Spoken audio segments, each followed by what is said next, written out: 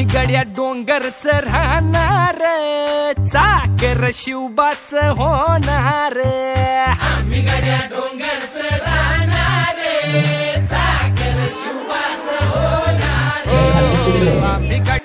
अफजल खानाचा वध जो प्रतापगडावरती छत्रपती शिवरायांनी अफजल खानाला मारलं तर त्या चित्राच्या संबंधी जे आपण बघतो ते प्रतापगड गडावरचं जो युद्ध आहे त्या युद्धामध्ये दोन प्रमुख शस्त्र होती त्याच्यामध्ये एक वाघनख आणि दुसरा पिचवा वाघनख आपल्या हातामध्ये अशी बसवली जातात त्याचे वाघनखाचे जे आतली जे धारदार जे पाते त्याच्या बोटामध्ये आत दबवली जातात आणि हात वरून जर बघितला तर हातात अंगठी घातल्याप्रमाणे दिसतं तर असं छत्रपती शिवाजी महाराजांनी छुपे शस्त्र वाघनख आणि पिचवा वापरून अफजल खानाला त्या ठिकाणी मारलं होतं तर ही दोन शस्त्र आपण बघू शकता या ठिकाणी बघतो की आपण ही चिलकत आहे छत्रपती शिवाजी महाराज ज्यावेळेस अफजल खानाच्या भेटीला गेले त्यावेळेस अशा पद्धतीची चिलकत होती तर ही चिलकत घातल्यामुळे महाराजांच्या पाठीत जो अफजल खानानं खंजिराचा वार केला तो लागला नाही महाराज बचावले आणि महाराजांनी सावध भूमिका घेऊन तत्काळ अफजल खानाला या दोन शस्त्राच्या उपयोगाने मदतीनं अफजल खानाला मारलं या ठिकाणी बघता हे शिवाजी महाराजांचं असं चित्र आहे तर या महाराजांच्या हातामध्ये हा दांडपट्टा आहे याला यशवंत नावाचा हा दांडपट्टा आहे भवानी नावाची तलवार आहे तर ह्या तलवारची महाराजांची भवानी नाव आहे पण हे तलवारी बघा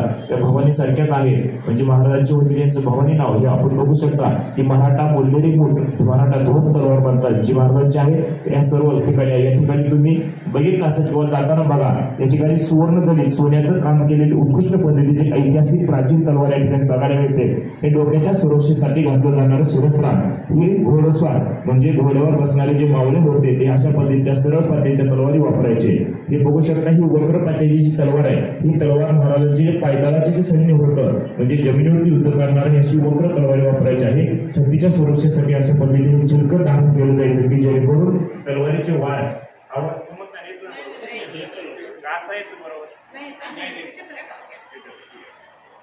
तर बघू शकता हे आपल्या छातीच्या सुरक्षेसाठी अशा पद्धतीची काकड घातली जायच्या पूर्वी ही पुन्हा अजून बघू शकता की घोडस्वार म्हणजे हिला फिरंग पण म्हणतात मराठा धोबी म्हणतात ही अशी सरळ पात्याची उत्कृष्ट तलवार या तलवारीने ते बघू शकतो तुम्ही नाळ आहे ज्यावेळेस शत्रूच्या पोटामध्ये ती उपस्थित जाते तर त्या ताकदीने ती महागारी खेचायला लागते जर ती ना एअर पकडला किंवा जर जास्त घुसली तर महागारी वरला सुद्धा ताकद लावावी लागते तर ह्या जी नाळे ना ह्या नाळीमधून रक्त प्रवाह जलदगतीने बाहेर होतो इयर पास म्हणजे हवा आत जाते आणि तलवार लगेच बाहेर निघते म्हणून या नाळीचं एक वैशिष्ट्य आहे की ही नाळ तलवारीला मजबूतपणा बी देते आणि रक्त बाहेर लगेच आल्यामुळं लगेच ती रिलीज पण होते अशा नाळीचे वैशिष्ट्य आहे हे बघा उत्कृष्ट याला गरज आहे महाराजांनी ह्या तलवारीचा सगळ्यात जास्त वापर केला कारण ही जी गरज आहे ही तुरुंद आहे आपण एरवी तलवारीला इतर तलवारीला बघू शकता साध्या परज आहे करवळीच्या आकाराच्या पण तुम्हाला 3 बोटाची अशी जाड परज आहे हा परजेचा भाग मोठा असल्यामुळे हाताची सुरक्षा बोटाची सुरक्षा उत्कृष्ट पद्धतीने केली जायची असं म्हणतात की जगात सर्वोत्कृष्ट तलवार मराठा धोड तलवार बास्केट हिल बघू शकता ही सरळ पात्याच्या पट्टीचा तलवार आहे या ठिकाणी एक अतिशय दुर्मिळ असे प्राचीन नायर म्हणजे केरळ दक्षिण भारतात अशी तलवार आहे हिला नायर तलवार म्हणलं जातं या तलवारीमध्ये एक 2 शुभ संकेत आहेत एक म्हणजे शरम शिल्प आहे आणि दुसरं म्हणजे कीर्तिमुख या तलवारीवरती कोरलेलं आहे या तलवारीचे वरचे फोटो ह्या आपल्या स्क्रीन मध्ये तलवारीचे आहे एक उत्कृष्ट बघा दक्षिण भारतातील नायर तलवार या नायर तलवारीवरून तिथे एक नायर प्रजाती सुद्धा निर्माण झाली आहे त्या प्रजातीला नायर प्रजाती म्हणतात ही शोषण प्रकार नावाची तलवार आहे हे खंजीर आहे फक्त पाठीमागे 2 सेकंदात 1 2 3 स्टार्ट ओके स्टॉप आहे तिथं स्टॉप तिथं बघा ही खंजीर आहे ते म्हणताना खंजीर बसून आहे परंतु इकडे वाक्य देवाचं तुम्ही पाठी खंजीर खुपसणारा माणूस धर्मात असतो खंजीर नाही तर ही खंजीर आहे आपल्याला कोणी विश्वास केला म्हणून तुम्ही माझ्या पाठी खंजीर खुपसा असतो का नाही तर तो वाक्य ह्या शास्त्रावर तो बोली भाषेचे काळ तर पुरुषाला शेतात काम करण्यासाठी वापरला जाणारा हे छोटे शस्त्र आहे मुली बायका मुलं महिला पुरुष आपल्या कपड्यामध्ये शेतामध्ये 2-3 शस्त्राशी नक्की लपवून ठेवायची तर त्याच्यावरती जुने आपण हल्ला केला तर त्याच्या सुरक्षेसाठी तो उठून घ्यायचं तिथं पुस्तकात मराठा घडे महाराजांच्या काळात मराठा मौल्यांची घडे वापरले त्या अतिशय अशा 1 पीस म्हणजे जोड नसलेल्या आखंड उत्कृष्ट पद्धतीने अतिशय मजबूत अशा घडे आहे तिथे बघू शकता हे चिंता घडे आहे म्हणजे ह्या कटारीचं पातळ आणि ह्या कटारीचं हँडल वेगवेगळं आहे इथं बघा तुम्ही पुन्हा एकदा विजयनगरचं वैभव इथं बघायला मिळतंय इथं आपण फुवा लावल्याप्रमाणे ह्या शिल्पामध्ये दगडी शिल्पामध्ये कटेरीचे चित्र आहे. एक योद्धा आपल्या सिंहाच्या पोटामध्ये उभं सोडतो, त्यांचा वाद करतोय. त्यांनी कटेरी म्हणजे प्रवाह आणि पुरावाची विजय मिळवली. कटेरीच्या अगोदरच्या काळामध्ये 12व्या पासून 16व्या शतकापर्यंतच्या असलेल्या ह्या विजयनगरी कटेरी आहे. इथे लहान मोठं आहे.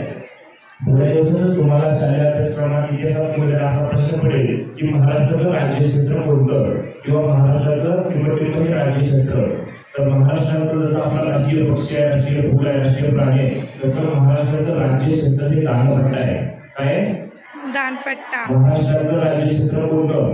दानपट्टा. दानपट्टा हे शस्त्राला महाराष्ट्र सरकारला राज्याचे शस्त्र म्हणजे महाराष्ट्राच्या इतिहासाची अतिशय महत्वाचं. तर मला आपण बघतो पण तो दानपट्ट्याला न्याय देण्याचा प्रयत्न केला आणि दानपट्टा जसा आता संभाजी महाराजांचं एक चित्रपटातून एक रूप त्याचं लोकांच्या समोर आलंय तसं दानपट्ट्याला सुद्धा एक न्याय मिळाला. दानपट्ट्याचा उपयोग महत्व जसं बाजी प्रदेशमध्ये पावलीने लढवली दोन्ही हातामध्ये 2 दानपट्टे घेऊन अक्षरशः 15 ते 20 फुटाच्या ज्या रस्त्यावर समोर एकही माणूस त्याच्या पुढे जात नव्हता. कारण हेलिकॉप्टरच्या पाठीसाठी दानपट्टे जर फिरवले तर त्या पट्ट्यामधून पुढे कोणी जाऊ शकत नाही आणि जाऊ शकला नाही. आणि छत्रपती शिवाजी महाराज विशाळगडावर पोहोचले परंतु पावलोखिंड इथून एकही कोणी बाजी प्रदेशमध्ये त्यांच्या सैन्याने जाऊ दिलं नाही. कारण दानपट्टा अतिशय घटक आणि अतिशय जबरदस्त असे शस्त्र. या ठिकाणी असंच महाराजांच्या 2 गोष्टीतून विकसित आलेले हे एक शस्त्र हे हा विटा म्हणतात.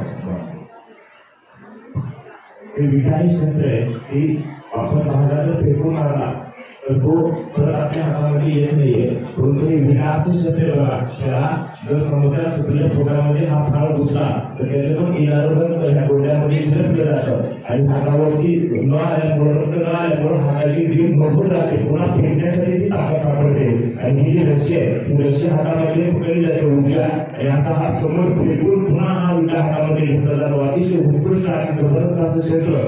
सर्व शस्त्राचं प्रशिक्षण झाल्यानंतर लास्टला हे शस्त्राचं प्रशिक्षण दिलं जातं. कारण हे समोरच्या शत्रूसाठी जेवढं घातक आहे तेवढंच आपल्यासाठी घातक आहे. कारण हे मुलं महागाई ठोकण्याचं जर कौशल्य चुकलं तर हे स्वतःच्या पोटाने बसू शकतं असं एक जबरदस्त शस्त्र आहे. हत्तीवर असो समोरच्या शत्रू किंवा हुंटावर असो किंवा हुंटून त्या मॅडममध्ये 20 फुटाच्या अंतरावर जरी असला तर ती रस्सी आपण तेवढी सोडून त्या शत्रूला बोचून पुन्हा हातामध्ये घेतो. त्याचा वाद जरी छोटा झाला तरी ह्याच्या पात्याला विष लावलेला असं त्यामुळे समोरचा माणूस तो जास्त काळ जोडू शकत नाही. असं उत्कृष्ट असं विट्याचं शस्त्र. तुम्ही मला असं तुम्ही एवढं सांगताय मारताय त्याचा प्रमाण पुरावा काय तर इतिहासात आपला प्रमाण पुरावा द्यावा लागतो. तर हा पुरावा तुमचे सगळे लोक पंधराला गेलाय तरी शिक्षकापैकी शिल्प 15वरती सुरुवात असणारी जी मूर्ती आहे शिल्प आहे शिल्पामध्ये हे शस्त्र हातामध्ये लोक बघतात कुणाला बघतात एक शिल्पी हातात येतात परंतु त्यांच्या पायात काय आहे त्यांचा वेश काय आहे त्यांच्या शरीरावरती भूषण काय आहे आभूषण काय आहे हातात शस्त्र कोणतं आहे कोणत्या हातात कोणतं शस्त्र आहे तो डावखुरा आहे का उजवा आहे डाव्या हातात धरायचे शस्त्र उजव्या हातात धरायचे शस्त्र त्याची पगडी कशी आहे कपडाला गंध कसा आहे हे म्हणजे अभ्यास आणि हे म्हणजे खरं ज्ञान आपण ते बघत नाही. म्हणून मी तुम्हाला सांगतो की जर तुम्ही खाण्यावरती गेला तर शिवकाशीची मूर्ती बघा त्या मूर्तीमध्ये जे शस्त्र आहे ते मोठ्या शस्त्र आहे. सरपिणी म्हणजे एक सामानासाठी युद्धासाठी क्वचित वापरलेली अशी तलवार. सरपिणी म्हणजे सामासाठीचा आकार आहे. ही जर पोटात उपसली तर सरळ जाणार सरळ येणार नाहीये. वेळोवेळी जाणाऱ्या शत्रूच्या पोटात खूप मोठी विजा होणाऱ्या मानव जरी मारली तरी अशी वापरलेले वाद होणार. त्यामुळं समोरच्या शत्रूवरती नैतिक कल्पना आणणं त्याला मनात पराभूत करणं अशी वेगळी अथवा विकास शस्त्र हे बघू शकता. ही जमदार नावाची तलवार आहे. महाराष्ट्राच्या आपल्या पुराणी आहे. इथे बघू शकता एक कोयता आहे दिसत असेल ना नंतर आपण सांगतो आहे का बळी देण्यासाठी पूर्वीची बळीची परंपरा होती. त्या परंपरेमध्ये बळी देण्यासाठी असे शस्त्र वापरलं जायचं. जसं नेपाळमध्ये फुकरी छोटे शस्त्र आहे महाराष्ट्रामध्ये काट्यार आहे तसं पंजाबी लोकांचे जंगली शस्त्र आहे तसंच हे चिलाना दक्षिण भारतातील केरळच्या लोकांचे छोट्या कोंबड्यांनी असणारे छोटे शस्त्र इथे जोडणार आहे. हे शिरस्त्र फोडण्यासाठी उपयोगी देणार असे शस्त्र या ठिकाणी इथे बघा तुम्ही पुराण आहे.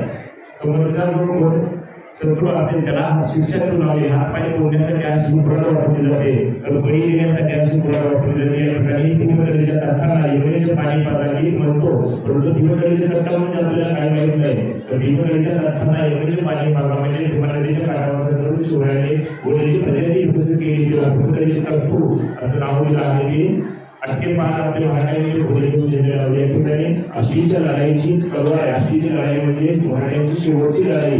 मोहोळ तालुक्यात आष्टी गावात आली तर त्या लढाईत वापरलेली ही तलवार आहे. इथे नेपाळचं पारंपरिक शस्त्र आहे. शिवाजी महाराजांचे इथं शिवराई आहे. तिथं सुवर्ण होण आहे. जो महाराजांची सुवर्ण तुला केली त्याच्या विषयानंतर तो तिथं सुवर्ण होण आहे. तुम्ही हात न लावता जाताना बघायचं.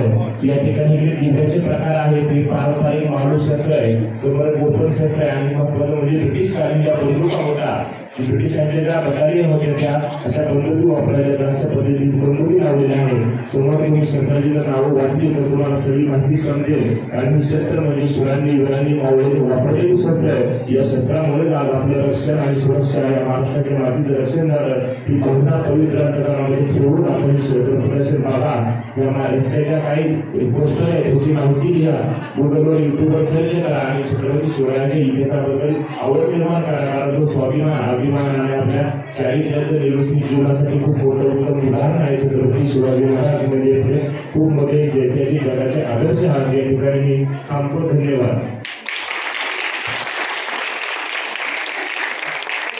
पुढील सूचना असेल ते मी त्याला विनंती करतो. चाकर शिवबाच होणार आम्ही गड्या डोंगरचं राहणार चाकर शिवबाच होणार. आम्ही गड्या डोंगरचं राहणार चाकर शिवबाच होणार.